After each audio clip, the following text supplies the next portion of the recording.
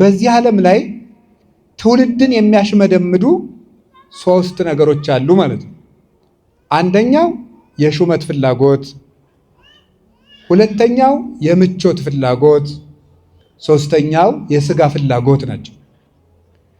እነዚህን ዞር ብሎ ሳያቸው ከእውነት ጋር የቆመ ግን ለዘላለም ያሸንፋል።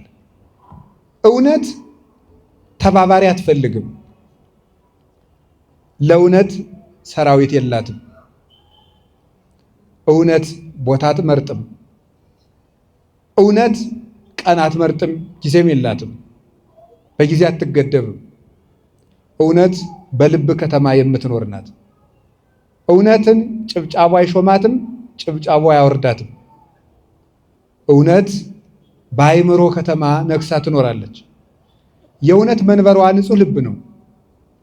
ስለዚህ እውነት ለዘላለም ታሸንፋለች። እውነት ብቻዋን ቆማ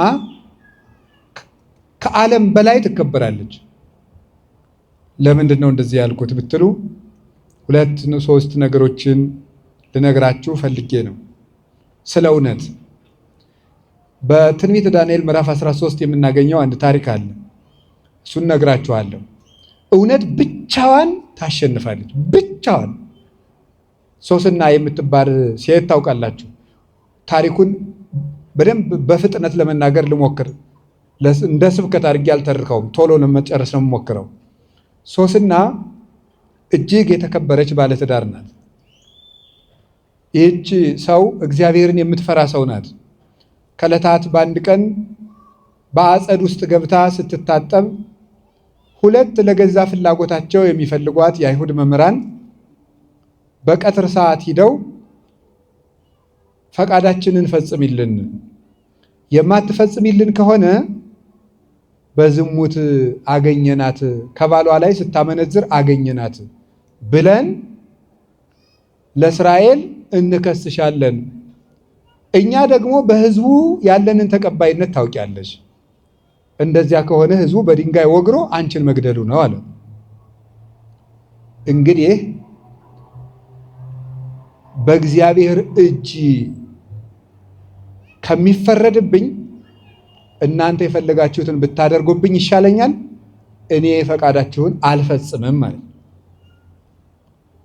ተሰሚነታቸውን ተጠቅመው እነዚህ ሁለት የአይሁድ መምህራን ይህችን ሴት ከባሏ በላይ ስታመነዝር በቀትር ሰዓት አገኘናት ብለው ተናገሩ። በአጠቃላይ አእላፈ እስራኤል ተሰብስበው በድንጋይ ትወገር ትወገር ትወገር ትወገር። ለምን? ማስረጃ ያቀረቡት በጣም የማይጠረጠሩ ሰዎች ስለሆኑ ማለት ነው። ትወገር ተባለ። እንግዲህ የአንድ ሀገር ሕዝብ አሁን ለምሳሌ የአዲስ አበባ ሕዝብ በሙሉ ትወገር ቢላት እንዲህ ምን ይመስላችኋል? እድናለሁ ብላችሁ ታስባላችሁ? ቢያንስ እንደው 3-4 ሰው እንኳን ለሽምግልና ቢተርፍ ጥሩ ነው። ሀገር በሙሉ ይወገር ቢላችሁ እድናለሁ ትላላችሁ? እውነት ብቻዋን ትቆማለች። ከዛ ምን አደረገ? እሷ ልቧ አልተፈታም። የእስራኤል አምላክ የእውነት ዳኛ አንተ እንደ ፍርድ ፍረድልኝ ያለች ትጸልያለች። በእስራኤል ሴቶች ራሳቸውን መከናነብ ክብር ነው። ይቺ ወራዳ ክብር የላትምና ክንብንቧን ታውርድ አሉ። በውስጣቸው ግን ውበቷን መጥገብ ፈልገው ነው ይላሉ የቤተክርስቲያን ሊቃውንት፣ ያዋረዱ መስለው። ከዚያ በኋላ እግዚአብሔር ቸር ነው። እውነት አይመሽባትም። እውነት ብትዘገይም አትቀርም። ዳንኤል የሚባል ነቢዩ ዳንኤል ከመካከላቸው ተነሳ። እኔ ከዚች ሴት ደም ንጹሕ ነኝ አለ። ና ማእከሌነ እስመ እግዚአብሔር አልሐቀከ፣ እግዚአብሔር አንተን በመካከላችን ታላቅ አድርጎሃልና ና በመካከላችን ፍረድ አሉት። የእውነት ኃይሏ ሺዎች እየጮሁ የአንድ ሰው ጩኸት የ1000 ሰው ጩኸትን ዝም እንዲል አደረጋቸው። ግርም ነው ያለ የሚያደርገው። ቆይ እስኪ እናንተ ውሸታሞች ይችን ሴት ከምን ዛፍ ስር ነው ስታመነዝሯት ብሎ ዛሬ የሕግ ባለሙያዎች መስቀለኛ ጥያቄ እንደሚሉት መስቀለኛ ጥያቄ ጠይቃቸው። ከምን ስር ነው አንተ ያየህ? አንደኛው ለብቻው ነው የጠየቀው፣ ከሾላ ዛፍ ስር፣ ሌላኛውስ ከወይራ ዛፍ ስር። የተለያየ የእግዚአብሔር መልአክ ይቀስፍሃል አለው። ሁለቱንም የእግዚአብሔር መልአክ ሰንጥቆ ሰንጥቆ አጠፋቸው። እውነት ለዘላለም ያሸንፋል። አንዲት ሴት ከእውነት ጋር ቆማ ሀገር ተነስቶባት ወገን ክዷት አሸነፈች። አንዲት ሴት ብቻዋን ማለት ነው። ስለዚህ ቁጥር አይተህ ከውሸት ጋር አትጨመር። እውነት በቁጥር አይለካም። ብቻህንም ቢሆን ከእውነት ጋር ቁም። እውነት ከሺህ ይልቅ ትመሰክራለች፣ አፍ አውጥታም ትናገራለች። የእውነትን ምስክር ተራራ አይጋርዳትም፣ ውሃ አይሞላባትም፣ ደመና አይጋርዳትም፣ ክረምትና በጋ አያስቀራትም። እውነት ከሰማያት በላይ ጸንታ የምትኖር ናት። እውነትን ጩኸት አያፍናትም። እውነትን ስም ማጥፋት አያስቀራትም። እውነት ለዘላለም ሁሉን ፈንቅላ ትወጣለች። በተራራ ላይ የተሰራች ከተማ ልሰወር ማለት እንዳይቻላት ጌታችን በወንጌሉ እንዳስተማረን በእውነት ላይ የቆመ ሰው ጉድጓድ ውስጥ ቆፍረው ቢቀብሩት እንኳን ይወጣል። እውነት ለዘላለም ያሸንፋል። እውነት ይህንን ርዕስ የመረጥኩበት ለዕለቱ የመረጥኩበት የራሴ ምክንያት አለ። እውነት አሸናፊነቱን የሚገለጥበት ቀን ነው ዛሬ። አሁን ያለንበት ቀን የግንቦት ሥላሴ ይሄንን የሚያስረዳ ነው። ለምንድን ነው ስትሉኝ፣ ዛሬ ቅዱስ አትናቴዎስ ሐዋርያዊ ዕረፍቱ ነው። ቅዱስ አትናቴዎስ ሐዋርያዊ በ325 ዓመተ ምህረት የመጀመሪያውን የቤተ ክርስቲያን ዓለም አቀፍ ጉባኤ የጸሎተ ሃይማኖት አንቀጽ ያረቀቀ ለ47 ዓመት በፓትርያርክነት ተቀምጦ ለግማሽ ክፍለ ዘመን ያህል የቤተ ክርስቲያንን አደራ የተሸከመ የእውነት ምሰሶ ነበረ ቅዱስ አትናቴዎስ። እሱ ብቻውን ነበር የሚሮጠው፣ ብቻውን። ይገርማችኋል እኮ ቅዱስ አትናቴዎስ የተጠራው ከአረማዊ ቤተሰብ ነው። ክርስቲያን ካልሆኑ ቤተሰቦች ቤተሰቦቹ ክርስቲያን አይደሉም። የክርስቲያን ልጆች እርስ በርሳቸው ሲጨዋወቱ አንዱ ጳጳስ አንዱ ምዕመን እየሆኑ ይጫወታሉ። ያንን ሲጨዋወቱ እሱም ከጨዋታችሁ አስገቡኝ አላቸው። አንተ የክርስቲያን ልጅ አይደለም፣ እኛ የክርስቲያን ልጅ ሕፃናት ናቸው፣ የክርስቲያን ልጅ ነን፣ እንዴት አንተ ከኛ ጋር ጨዋታ ትጫወታለህ? ይሉታል። በቃ እንደናንተ ክርስቲያን ሆናለሁ፣ ከጨዋታችሁ አስገቡኝ አላቸው። የሕፃናት ጨዋታ ነው። ሲጫወቱ ሕፃናቱ አትናቴዎስን አጥምቀን ክርስቲያን አደረግነው እያሉ አንዱ ሜሮን ሲቀባው፣ አንዱ አጠመቅኩ ሲለው የጨዋታ ነው ሁሉም ነገር። እንደዚያ ሲሉ በዘመኑ የነበረው የእስክንድርያ ሊቀ ጳጳስ እለእስክንድሮስ ደረሰ። ቆሞ ተመለከታቸው። አባታችን እነዚህን ሕፃናት ምን ቁም ነገር አገኝባቸዋለሁ ብለህ ነው የምትሰማቸው? አሉት። እግዚአብሔር በዚህ ሕፃን ላይ ያሳደረውን መንፈስ ቅዱስ አታውቁም፣ ከኔ ቀጥሎ ፓትርያርክነት የሚሾም ይህ ነው ብሎ ትንቢት ተናግሮ ይዞት ሄደ። በደንብ እያስተማረ መጻሕፍተ ብሉያትን መጻሕፍተ ሐዲሳትን እያስተማረ ዘመኑ የሚጠይቀውን በግሪኮ ሮማን ኢምፓየር ተስፋፍቶ የነበረውን የግሪክ ፍልስፍና ጥንቅቅ አድርጎ እንዲማር አደረገው። ለምን?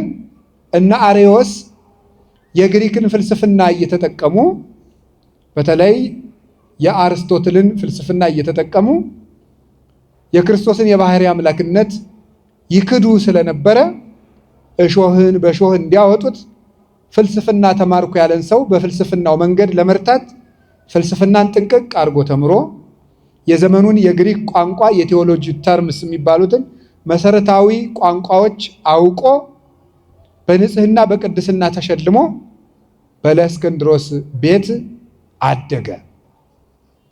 ከሃዲው አርዮስ ኢየሱስ ክርስቶስ ያልነበረበት ዘመን ነበር ወይም አልነበረም። አልቦ አመይሃሎ እሱ አልነበረም። ኢየሱስ ክርስቶስ የእግዚአብሔር የመጀመሪያው ፍጡር ነው። ኢየሱስ ክርስቶስ ከአብ ጋር አንድ ባህሪ አይደለም። እንደዚህ አይነት ሶስት ክህደቶችን ይዞ አርዮስ ሲነሳ በኒቅያ ጉባኤ እንዲደረግ በዘመኑ የነበረው ንጉሥ ቆስጠንጢኖስ አዘዘ። ኒቅያ የምትባለው ዛሬ ኢዝኒክ ትባላለች፣ ቱርክ ውስጥ ያለች ከተማ ናት። እዚያ ዓለም አቀፉ ጉባኤ የመጀመሪያው ጉባኤ ተጠራ። 318 በዓለም የነበሩ ሊቃነ ጳጳሳት በሙሉ ሄዱ። የቤተ ክርስቲያን መከፋፈልም አልነበረም። የዚያ ጊዜ ቤተ ክርስቲያን አንዲት ቤተ ክርስቲያን ናት። እዚያ ሲሄዱ ቅዱስ አትናቴዎስ ተገኘ። እነዚህን ክደቶች ሲያቀርብ ኢየሱስ ክርስቶስ ቀዳማዊ አይደለም ባለ ጊዜ ቀዳማዊነቱን ተንትነው አስረዱ። ቀዳሚው ቃል በመጀመሪያ ቃል ነበር የሚለውን ዮሐንስ ወንጌል ምዕራፍ 1 ቁጥር 1 ያለውን መሰረት እያደረጉ ቃል በመጀመሪያ ነበር ስለሚል ከቃል ተለይቶ የሚኖር ልብ የለም፣ ከልብ ተለይቶ የሚኖር ቃል የለም። ወልድም ከአባቱ ተለይቶ አልኖረም። ወልድ የአብ ቃል ነው። ልብ ያለ ቃል እንደማይኖር አብም ያለ ቃል አልኖረም። ስለዚህ ወልድ በአብ ልብነት የነበረ ቀዳማዊ ቃል ነው አሉት። ዕብራውያን ምዕራፍ 1 ቁጥር 3 ያለውን አንስተው ዘውቱ ጸዳለ ስብሐቲሁ ስለ ኢየሱስ ክርስቶስ ሲናገር ቅዱስ ጳውሎስ እሱ የክብሩ ነጸብራቅ ነው። ሃይማኖታችሁን በደንብ ስሙ። እናንተም መማር አለባችሁ። አንዳንድ ጊዜ እግዚአብሔር ያበላል ያጠጣል የሚል ስብከት ብቻ አይደለም መስማት ያለባችሁ፣ መሰረታችሁንም ማወቅ አለባችሁ። ሃይማኖት ሲነገር እንቅልፍ መተኛት፣ እግዚአብሔር ጤና ይሰጣል እንጀራ ያበላል ሲሏችሁ እልል ማለት ይሄ ነውር ነው። በደንብ አድርጋችሁ ማወቅ አለባችሁ ሃይማኖታችሁን። ኢየሱስ ክርስቶስ ቀዳማዊ ቃል ነው። ቃል ነው። ቃል ደግሞ ሥጋ ሆኗል። ቃል ደግሞ እግዚአብሔር ነው። ቃል በልብ እንደሚኖር ወልድ በአብ ኖሯል። ከአብ ተለይቶ የኖረበት ዘመን የለም። የወለዱ አብ እምድኅረ ዘመን አብ ኑሮ የወለደው አይደለም። አልቦቱ ጥንት መጀመሪያ አልነበረውም። እሱ ቀዳማዊ ነው። ዕብራውያን ምዕራፍ 1 ቁጥር 3 ላይ እሱ የአብ የክብሩ ነጸብራቅ ነው፣ የአብ የክብሩ ጸዳል ነው፣ የአብ የክብሩ ብርሃን ነው አለው። ይህ ማለት ተመልከቱ፣ ነጸብራቅ ጸዳል የምንለው ከፀሐይ ወጥቶ እኛ ላይ የሚያርፈውን በተለምዶ ጨረር ብለን የምንጠራው ነው። እሱ ነጸብራቅ የፀሐይ ጸዳል ይባላል። ይህ ጸዳል እኛ ላይ መጥቶ ሲያርፍ ከፀሐይ ከክብ አካሏ ተለይቶ አይደለም፣ ተለይቶ የኖረበት ጊዜ የለም። ከክቡ ጋር አብሮ እንዳለ እዚህ እኛም መጥቶ ያሞቃል፣ ያበራል። እንደዚህም ሁሉ ወልድ የአብ ብርሃን ነው፣ የአብ ጸዳል ነው ማለት ጸዳል ወይም ነጸብራቅ ከፀሐይ ክበብ ሳይለይ እንደኖረ ወልድም ከአባቱ ሳይለይ የኖረ ነው። ወልድ ያለዚያ ጸዳል አብ ብቻውን አልነበረም። አብ ማለት አባት ማለት ነው። አባት የአብ ደግሞ አብነቱ ቀድሞ የነበረ ነው። ወልድን ኑሮ ወለደው ካልን ግን አብም አብ የሆነ ኖሮ ነው ማለት ነው። ምክንያቱም ያለ ልጅ አባት የሚባል የለምና። ስለዚህ ክርስቶስ ዓለማት ሳይፈጠሩ በአብ ክብር የነበረ ነው። እሱም ከአባቱ ጋር አንድ ነው።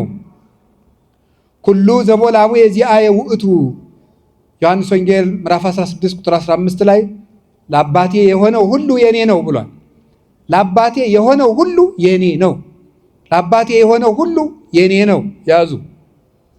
ለአባቴ የሆነው ሁሉ የኔ ነው ማለት ምንድን ነው? የአብ ቀዳማዊነት የወልድ ቀዳማዊነት ነው። የአብ ሕያውነት የወልድ ሕያውነት ነው። የአብ ሕይወትነት የወልድ ሕይወትነት ነው። የአብ ምሉዕነት የወልድ ምሉዕነት ነው። የአብ ረቂቅነት የወልድ ረቂቅነት ነው። የአብ ሁሉን ቻይነት የወልድ ሁሉን ቻይነት ነው። የአብ ሁሉን አዋቂነት የወልድ ሁሉን አዋቂነት ነው። የአብ አይመረመሬነት የወልድም አይመረመሬነት ነው። አብ እንደማይመረመር ወልድም አይመረመርም። አልቦ ዘአምሮ ለአብ ዘእንበለ ወልድ ባሕቲቱ ወአልቦ ዘአምሮ ለወልድ ዘእንበለ አብ ባሕቲቱ። ከአብ በቀር ወልድን የሚያውቀው የለም፣ ከወልድም በቀር አብን የሚያውቀው የለም። የማቴዎስ ወንጌል ምዕራፍ 11 ላይ ሲናገር ከአብ በቀር ወልድን የሚያውቀው የለም፣ ከወልድም በቀር አብን የሚያውቀው የለም።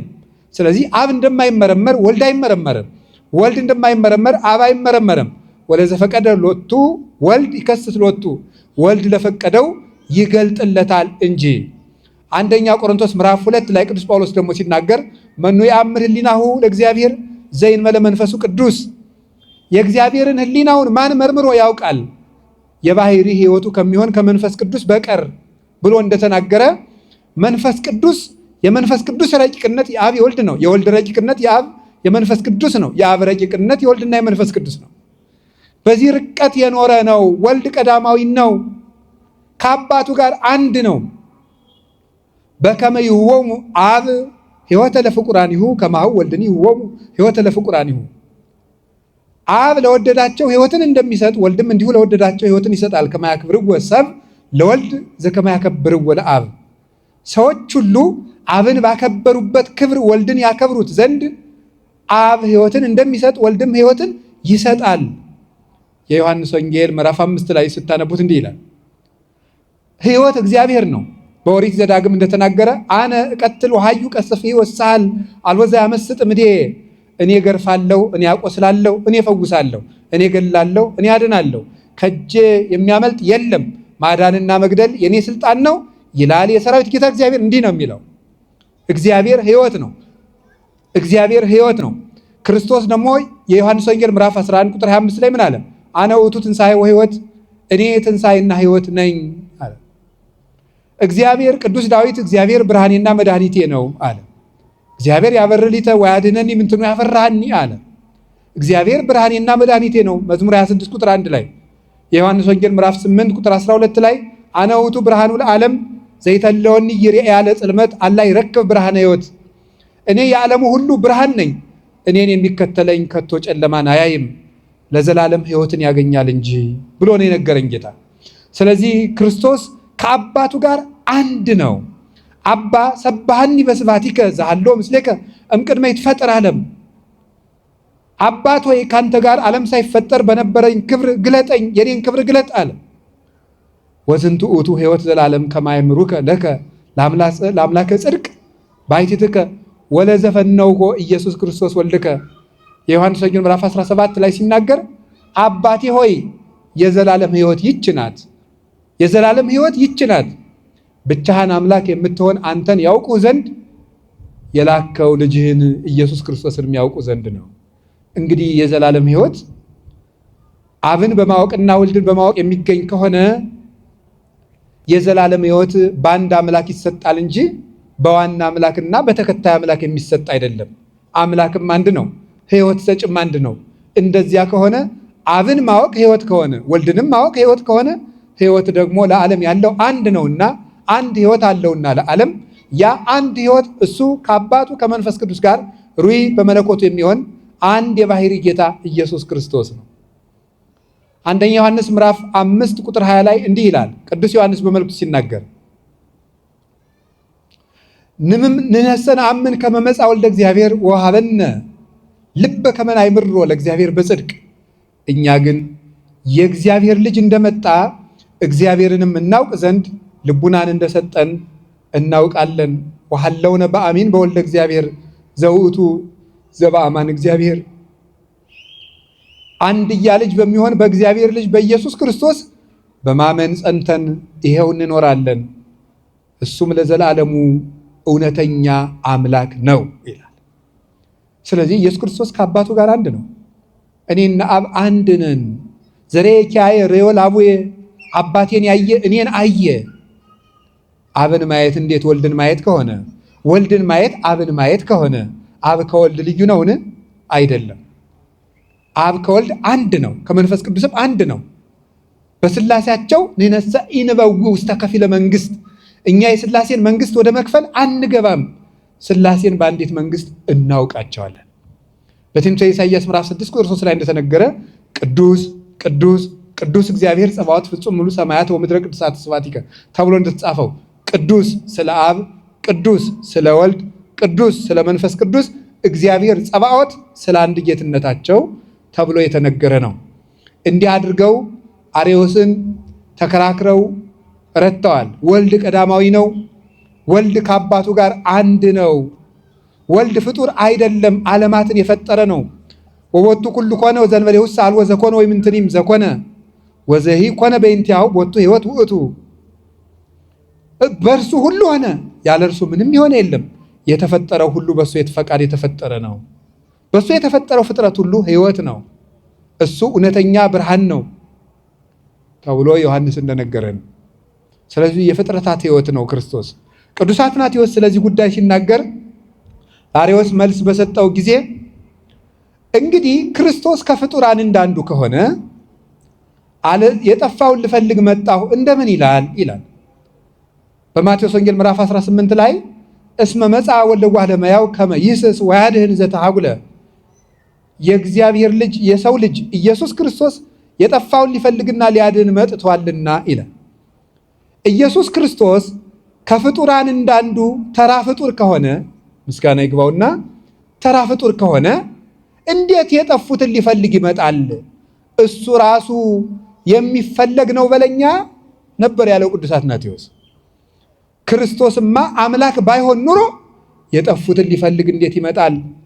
ፍጡር የጠፋውን የሚፈልግ ቢሆንማ ኖሮ አዳምን ፍጡር የሚያድነውና የሚዋጀውማ ቢሆን ኖሮ መላእክት ለምን ባልተላኩለትም ነበር? ሲወጡ ሲወርዱ የነበሩ መላእክት ለምን ባልዋጁትም ነበር? እውነተኛውን እርቅ ግን የሚፈጽመው አምላክ ነውና እግዚአብሔር አንድያ ልጁን ላከ እንጂ። በፍጡር ደምማ ዓለም የሚድን ከሆነ የአቤል ደም አያድነንም ነበር? የኢሳይያስ ደም አያድነንም ነበር? አይደለም። እንደዚያ ከሆነማ የሰው ልጆች ድነት ከንቱ ነው በለኛ እያለ ነበር ቅዱስ አትናቴዎስ ይህንን ትምህርት የሰጠው። በዚህ መሰረት የጌታችን የመድኃኒታችን ኢየሱስ ክርስቶስ እውነተኛ አምላክነትና ጌትነት በስልጣኑ ያስተማረ፣ በስልጣኑ ሕግ የሰራ። ልብ በሉ፣ የሕግ ባለቤት እግዚአብሔር ነው። በኦሪት ዘጸአት ምዕራፍ 20 ቁጥር 1 ጀምሮ እንደምታነቡት 10ሩን ቃላት ለእስራኤል ሕግ አድርጎ የሰጣቸው እግዚአብሔር ነው። ያለ እግዚአብሔር ትእዛዝ ሕግን በሕግ መተካት የሚችል የለም። ታዲያ እንደዛ ከሆነ ምን አለ? ሰማዕክሙ ዘተብዕለ ለቀደምትክሙ አፍቅሩ ቢጸክሙ ወጽልኡ ጸላእተክሙ ወአንሰ እብለክሙ አፍቅሩ ጸላእተክሙ። ለቀደሙት ሰዎች ወዳጆቻችሁን ውደዱ፣ ጠላቶቻችሁን ጥሉ እንደተባለ ሰምታችኋል። እኔ ግን እላችኋለሁ ጠላቶቻችሁን ውደዱ። ኩኑ እንከ መሐርያነ ከመ ትኩኑ ውሉዶ ለአቡክሙ ዘበሰማያት።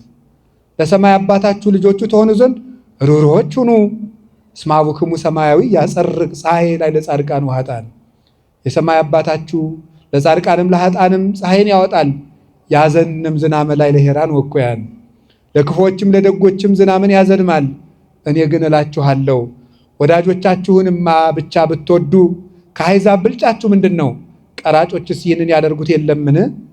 እያለ ሕግን የሰራ ተራራው ላይ ቀድሞ በሙሴ ዘመን ሕግን እንደሰጠ ትናንት በተራራ ላይ ሕግን የሰጠዋችሁ እኔው ነኝ ሥጋ ለብሼ የመጣሁ ሲል ወደ ተራራ ወጥቶ ከፍ ባለ ቦታ ላይ ቆሞ እኔ ግን እላችኋለሁ እያለ እንደ ጌትነቱ ሕግን ሰራ።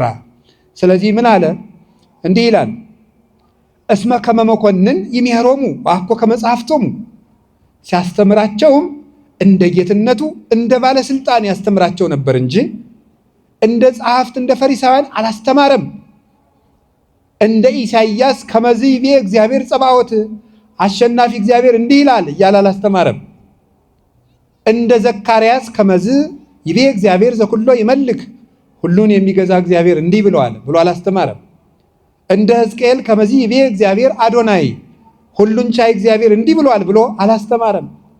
እንደ ሙሴ ከመዚህ የለክሙ እግዚአብሔር ደቂቀ እስራኤል የእስራኤል ልጆች ወይ እግዚአብሔር እንዲህ ብሏችኋል ብሎ አላስተማረም። እሱ ያስተማረ ግን እኔ እላችኋለሁ እያለን ያስተማረ እውነት እውነት እላችኋለሁ አለ። እስመ ሐጋጌ ብሉይ ወሐዲስ ውእቱ ኢየሱስ ክርስቶስ የብሉያትና የሐዲሳት ጌታ ኢየሱስ ክርስቶስ ነው። የነቢያትና የሐዋርያት የማዕዘናቸው ራስ ኢየሱስ ክርስቶስ ነው። የእምነታችን ራስና አበጋዝ፣ የሕይወታችን ራስ፣ የትንሣኤያችን በኩር፣ የጨለማው ገዢ የተቀጠቀጠበት እውነተኛው ፀሐይ ጽድቅና ብርሃናችን፣ የነፍሳትን ጥም የቆረጠ የሕይወት ውሃ እሱ ኢየሱስ ክርስቶስ ነው። ስለዚህ ቅዱስ አትናቴዎስ ይህንን አስተማረ፣ ገለጠ። ጸሎት ሃይማኖት የሚባለው ጸሎት አርቅቆ ያቀረበው ቅዱስ አትናቴዎስ ነው። ዛሬ ግንቦት 7 ሥላሴ የቅዱስ አትናቴዎስ ዕረፍት ነው። በጣም በትልቅ ቀን የተሰበሰብ ነው። የተወደዳችሁ ምዕመናን ሃይማኖታችን የተመሰከረበት ቀን ነው። ይሄ ቀን እግዚአብሔር በዚህ ቀን ስለሰበሰበም እናመሰግነዋለን። በኋላ ሁላችንም ቀጥ ብለን ቁመን ይህንን ጸሎት እንጸልያለን።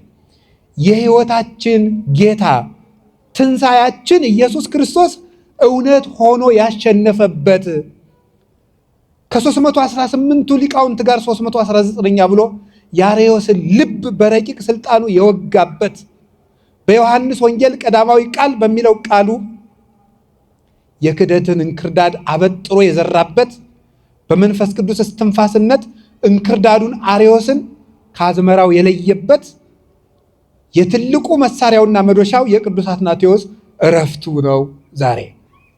ስለዚህ ቅዱስ አትናቴዎስ ይሄን እውነት ገለጠ። አርዮስ ተወገዘ። አርዮስ ከተወገዘ በኋላ እለእስክንድሮስ ሲያርፍ አርዮስ ሞቶ እለእስክንድሮስ አርፎ አትናቴዎስ በእለእስክንድሮስ መንበር የእስክንድርያ ፓትርያርክ ሆኖ ሲሾም እለእስክንድሮስ ሊሞት ሲል እንዲህ ብሎት ነበረ። አትናቴዎስ ወይ አንተ የቤተ ክርስቲያንን ሹመት ትሸሸዋለህ፣ ግን ይከተልሃል እንጂ አይለቅህም ብሎት ነበር። ቅዱስ አትናቴዎስን ቅዱስ ጎርጎርዮስ ዘንዚናዙ ሲያመሰግነው የቅድስና ሁሉ ፍሬ፣ የቅድስና ውበት ምልክት፣ የትሩፋት ሁሉ መገኛ ነው አትናቴዎስ ይለዋል ቅዱስ አትናቴዎስን ሲያመሰግነው። ስለዚህ ቅዱስ አትናቴዎስ 47 ዓመት በእስክንድሪያ መንበር ሲቀመጥ 17ቱን ዓመት በስደት ነው የኖረው። 17 ዓመት። ርዕሳችን ምንድን ነው? እውነት ያሸንፋል። በውሸት ከሰውት ያውቃሉ። እጅ ቆርጧል ብለው ከሰውት ያውቃሉ። ይገርማችኋል። ቅዱስ አትናቴዎስን በትምህርት ቢያቅታቸው ከሰሱት። ምን አድርጎ? የአንድ ድሃ እጅ ቆርጧል ብለው። በአጋጣሚ እጁ ተቆርጧል ተብሎ ከተባለ ቅዱስ አትናቴዎስ ተከሶ ቀረበ። ይገርማችኋል። የሰው እጅ ተቆርጧል ተብሎ የታሰበው ሰውዬ በአጋጣሚ ለሌላ ጉዳይ በጉባኤው ተገኘ። ቅረብ አሉት። ምን ቆርጧል ነው ያላችሁ? እኛ ለቅዱስ አትናቴዎስ እጅ። ምን ቆርጧል ነው ያላችሁ? እጅ። የቆረጥኩት ሰው ስሙ ማን ይባላል? እገሌ። የውሸት የምንፍቅና የክደት ጳጳሳት ተሰብስበው ነው እንደዛ የሚያደርጉት። ምንድን ነው የቆረጥኩት? እጅ። አየ ጅል ሰው ትልቅ ስራ መስራት ሲያቅተው ትልቅ ሰው ሰድቦ ይታወቃል። የጅል ሰው አካሄድ እንደዚህ ነው። ጅል አያርጋችሁ እግዚአብሔር። ጅል በጣም ጅል ማለት ምን ማለት ነው ተብሎ ቢጠየቅ መልሱ ምንድን ነው? ጅል ማለት ነው። አንድ ጸሐፊ ምን ብሎ ያነበብኩት መጽሐፍ ነው። ጅል ምንድን ነው ትሉኝ እንደሆነ አለ። ዓለማዊ መጽሐፍ ነው። እዚህ ኢትዮጵያ ውስጥ የተጻፈ መጽሐፍ ነው። የመጽሐፉን ርዕስ አልናገርም ማስታወቂያ እንዳይሆንብኝ እና እንግዲህ ዓለማዊ መጽሐፍ ስናነብ የሚጣልም የሚያያዝም ነገር ስላለ እና ጅል ምንድን ነው ትለኝ እንደሆነ ጅል ማለት ወደ ኋላም ወደፊትም የማይል ነው ይላል። ማለት የሰውየውን ጽሑፍ እኔ ስረዳው ነገም የማይገባው ትናንትም የማይገባው ማለት ነው። ጅል ማለት አርቆ የማያስብ ባለበት የሚቆዝ ብሎ ዛሬን ካበላው እንደ ሐውልት ቁሞ ያድራል። ጅል እንደዚህ ነው። እነዚያ ጅል ጳጳሳት ተሰብስበው እጅ ቆርጧል አሉ። ከዛ ምን አደረጉ? አንዱን እጅ ደበቀና አንዱን እጅ ከፍ አድርጋለው። በአጋጣሚ ቅዱስ አትናቴዎስ ትክ ብሎ ሲመለከት ሰው ሁሉ አትናቴዎስ ምን ይሆን ብሎ ተሰብስቧል። ትክ ብሎ ሲመለከት ያን ቆርጧል የተባለው ሰው ያየው ና ወደፊት አለው። መጣ። ቀኝ እጅን አንሳለው አወጣ እና የታለ ቆረጥኩት ሲባል ሌላኛው እጁን አለ። ይሄኛውን እጁን ሰውሮታል። ይሄኛውን እጅ ብድግ አደረገና ቅዱስ አትናቴዎስ እንግዲህ የቆረጥኩት ሶስተኛውን እጅ ነው ብሎ ተናገራቸው። እውነት ያሸንፋል። ተሰብስበው በውሸት ያንን ምሰሶ ያንን የክፍለ ዘመን ብርሃን ያንን የቤተ ክርስቲያን ኮከብ ብቻውን 50 ዓመት የቆመ አምድ ነበር ቅዱስ አትናቴዎስ ብቻውን። ከእውነት ጋር ከሆኑ ግን አንድ ሆኖ ብዙነት ነው። ሄደና ይሄን መሰከረ። ንጉሱን እንግዲህ ታውቃላችሁ፣ ከሚስት ውጭ የተወለደ ሰው ስድብ አለው አይደል? ቃሉን ባንናገረው ይሻላል መሰለኝ። የሚሰደብበት ከሚስት ውጭ የተወለደ ልጅ እንደዛ ነው። በሀገራችን ከሚስት ውጭ የተወለደ ሰው ጳጳስ አይሆንም ነበር። ታውቃላችሁ አይደል? ከሌላ ሚስት የተወለደ ሰው አይሾምም። እስከ ብዙ ጊዜ ፓትርያርክ አይሆንም ነበር። እሱ ብቻ አይደለም፣ ቄስ መሆን አይችልም። ከሌላ ሚስት የተወለደ ህጋዊ ከሆነ ባለትዳር ያልተወለደ ሰው ቄስ መሆን አይችልም። ስርዓተ ቤተክርስቲያን ይከለክላል። አሁን የቄሶችን እናት አባት ደግሞ ምርመራ እንዳትገቡ። የኢትዮጵያ ምዕመናን እኮ የሰው ኃጢአት ለማጽናት አርኪኦሎጂስቶች እኮ ናችሁ እናንተ ጀግኖች። አይ እሱ ውስጥ እንዳትገቡ። አሁን ንጉሱ ቆስጠንጢኖስ በዚያ መንገድ እንዳልተወለደ አጥንተው አትናቴዎስን በእውቀት ቢሉ በስም ማጥፋት ቢሉ በኃጢአት ቢሉ አልገኝ ቢላቸው ምን ብለው ተናገሩ መሰላችሁ? ንጉሱን ከሚስቱ ውጭ የተወለደ ነው ብሎ ተሳድቧል ብለው ለንጉስ ከሰሱት። ከእስክንድሪያ ወደ ሮም ስንዴ ግብር እንዳይላክ አድርጓል፣ የመንግስትን መንበር እየነቀነቀ ነው ብለው ከሰሱት። አቅም ሲያቅትህ ወይ ወደ ውሸት ትጠጋለህ ወይ ወደ ፖለቲካ ትጠጋለህ። እንደዚህ በጣም ችግር እኮ ነው። የሃይማኖት አባት ከሆንክ ሃይማኖትን ብቻ ይዘህ ትቆማለህ።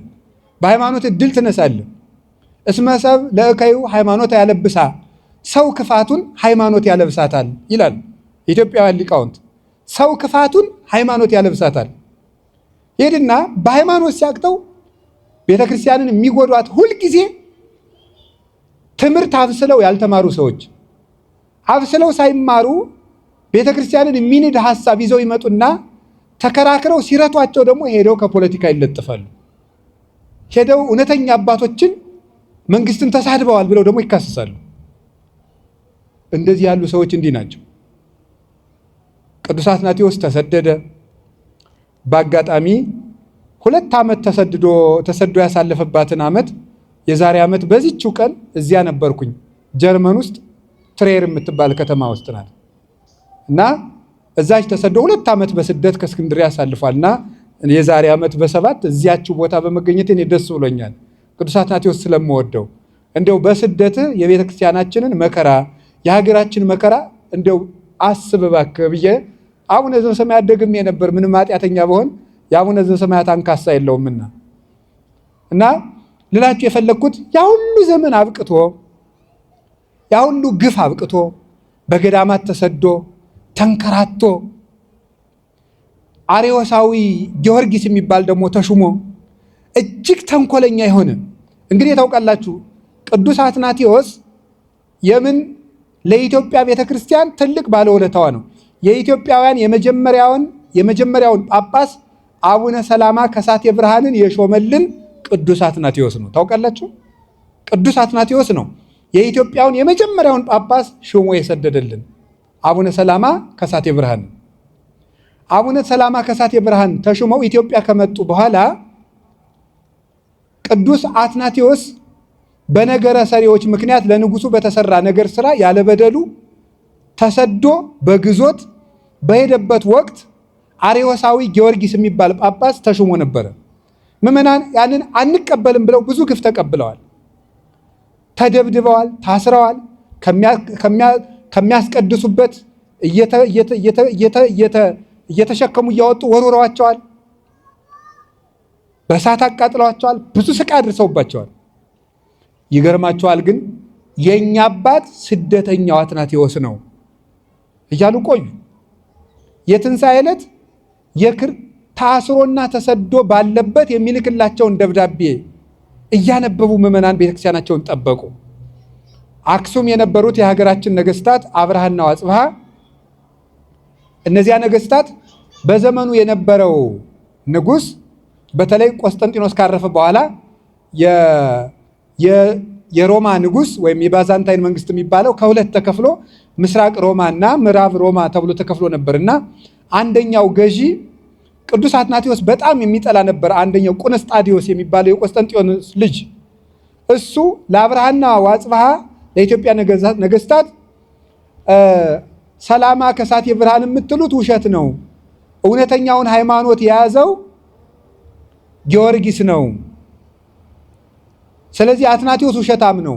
አትናቴዎስ ስለሾመው የእናንተ ጳጳስም ትክክል አይደለም፣ ስለዚህ ሌላ ጳጳስ ተቀበሉ ብሎ ደብዳቤ ቢጽፍላቸው እኛ በሐዋርያት ሰንሰለት የወረደውን እውነተኛውን የክህነት ቅብብሎች አግኝተናል፣ ሃይማኖታችንም እንደ አትናቴዎስ ነው ብለው የሀገራችን ነገስታት ከስደተኛው አትናቴዎስ ጋር በመቆም ኢትዮጵያውያን ከእውነት ጋር የመቆም ታሪክ ያለን ሰዎች ነን። ቅዱስ አትናቴዎስ ሲመለስ ቤተ ክርስቲያን ከቅዱስ አትናቴዎስ መንበር ጋር ቀጠለች እና መጨረሻ ላይ ቅዱስ አትናቴዎስ ይሄ ሁሉ ስደቱ አብቅቶ ረፍት አድርጎ ቤተ ክርስቲያንን አገልግሎ በእውነት ቃል እነዚያ ሁሉ ጠላቶቹ ጠፍተው እንግዲህ አርዮስም እንደተባለው ሽንት ቤት እወጣለሁ ሲል ሆዱ ተዘርግፎ በዚያው ተጎልግሎ ነው የሞተ በታሪክ እንደተጻፈ። አንድ አርዮሳዊ ባለጸጋ ግን እንደው የህዝብ ሽንት ቤት አድርጎ ሰርቶበታል ይባላል። የአርዮስ አንጀት የተዘረገፈበትን ያው እንግዲህ ጅል ሰው የህዝብ ሽንት ቤት ይሆናል ማለት ነው። እዛ ሁሉ የህዝብ መጸዳጃ ሆኖ ቀረ አርዮስ። ፖለቲካ ተጠግቶ ቤተክርስቲያንን ሲበድል የነበረው አርዮስ እንዲያ ሆነ። ሀገር ቤተክርስቲያን ለሀገር ትጸልያለች፣ ቤተክርስቲያን ለመንግስት ትጸልያለች። ግን ሃይማኖታዊ አባት ፖለቲካና ሃይማኖትን መቀላቀል የለበትም። የእግዚአብሔር መንግስት አገልጋይ የሆነ ሰው የእግዚአብሔርን መንግስት ይሰብካል። ይሄ ሰው አርዮስ ግን እየሄደ ከዘመኑ ነገስታት እየተጠጋ ቤተክርስቲያንን ሲበድል ሲያሰቃይ ኖረ። ቅዱስ አትናቴዎስ ግን ከቤተክርስቲያን ነግሶ ኖረ። እንዲሁም አባቶቻችን በትውፊት እንደሚነግሩን ከቅዱስ ጳውሎስ መቃብር ሄዶ ሰላም እና ከቅዱስ ጴጥሮስ ሰላም ለክሙ ሐዋርያቲሁ ለክርስቶስ፣ የክርስቶስ ሐዋርያት ጴጥሮስና ጳውሎስ ሰላም ለእናንተ ይሁን ብሎ ሲናገር ከመቃብራቸው ለአንተም ሐዋርያ መባል ይገባሃል ብለው የሚል ቃል በእግዚአብሔር ታምራት ከመቃብራቸው ተሰምቶለታል። ስለዚህ አትናቴዎስ ሐዋርያዊ የሚባለው ብቻውን እንደው ምን ይባላል? አትናቴዎስ ዓለም በአትናቴዎስ ላይ እንደተነሳ አትናቴዎስ ደግሞ ብቻውን በዓለም ላይ የተነሳ ሰው ይባላል። በታሪክ ሲጻፍ ታውቃላችሁ። ብቻውን በዓለም ላይ የተነሳ ሰው የዛን ጊዜ ሮማ፣ እስያ፣ አፍሪካ፣ አውሮፓ የሚባለው ሁሉ አንድ ዓለም ነበር የነበረው። በክርስትና አልተከፋፈልንም የዛ ጊዜ። ይገርማችኋል እኮ አሁን እዚህ ኢትዮጵያ ውስጥ ወይም ሌላ ቤተክርስቲያን ውስጥ ወይም አርመን ቤተክርስቲያን ውስጥ እርስ በርስ ጳጳሳት ቢጣሉ እኮ አይደለም። በዓለም ያሉ ጳጳሳት ከጥቂቶቹ በስተቀር በአትናቴዎስ ላይ ተነስተውበት፣ ቤተ መንግስቱ በአትናቴዎስ ላይ ተነስቶበት፣ ብቻውን አትናቴዎስ ግን በእነሱ ላይ ቆሞ ያሸነፈ የእውነት ምሰሶ ነበረ እና እንዲሁም ተሰብስበው ሰዎች ኧረ እባክህ ዓለሙ ሁሉ እኮ ተነሳብህ ብለው ቢጠይቁት ግድ የለም በኢየሱስ ክርስቶስ ስም እኔም በዓለሙ ተነስቼበታለሁ ብሎ ነበረ። ብቻውን በዓለም ላይ የቆመ ብርሃን ቅዱስ አትናቴዎስ ነው። የአርዮስ ስም አጠራሩ ጠፍቶ አሰረ ፍኖቱ ሁሉ ተደምስሶ የእሱ መንበር የለው። የቅዱስ አትናቴዎስ እናቱ ቤተ ክርስቲያን ግን እስከ ዛሬ ድረስ ፍሬ እያፈራች አለች። እውነት ለዘላለም ታሸንፋለች። የቅዱስ አትናቴዎስ አምላክ በሃይማኖት ያጽናን። ይሄን ጸሎት ሃይማኖት ያረቀቀው እሱ ነው። አባ ጳውሊ የተባሉ አባት በራእይ እንዳዩት ሰይጣን እንደ ጸሎት ሃይማኖት አድርጎ የሚጠላው ጸሎት የለም፣ ሰማዕታት ደም ያፈሰሱለት እውነት ነውና ይላሉና ጸሎት ሃይማኖት የሚለውን መንገድ ላይ ሆናችሁ፣ መቃብር ላይ ሆናችሁ፣ ውስጥ ሆናችሁ፣ የትም ሆናችሁ ቢሆን ጸልዩ፣ የአትናቴዎስ አምላክ ይደርስላችኋል። የቅዱስ አትናቴዎስ አምላክ በፍጹም ሰላሙ ለሁላችንም ይድረስልን። ከእውነት ጋር ያቁመን እግዚአብሔር። ወስብሐት ለእግዚአብሔር።